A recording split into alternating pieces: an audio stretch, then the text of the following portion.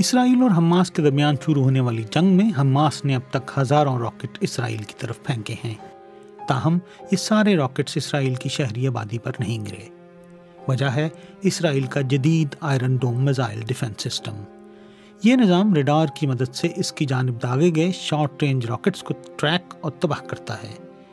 اسے سن 2011 میں پہلی مرتبہ ملک کے دفاعی نظام کا حصہ بنایا گیا تھا۔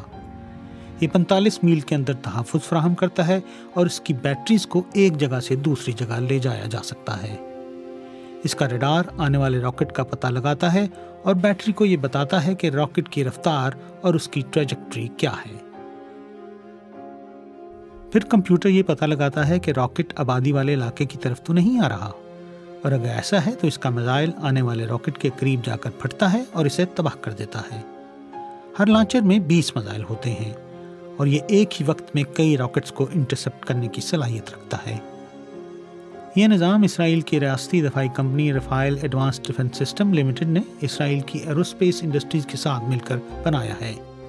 آئرن ڈوم نے اسرائیلیوں کو کئی حملوں سے بچایا ہے، مگر پھر بھی یہ مکمل طور پر 100% کامیاب نظام نہیں، اور حالیہ واقعات اس کا منہ بولتا ثبوت ہیں۔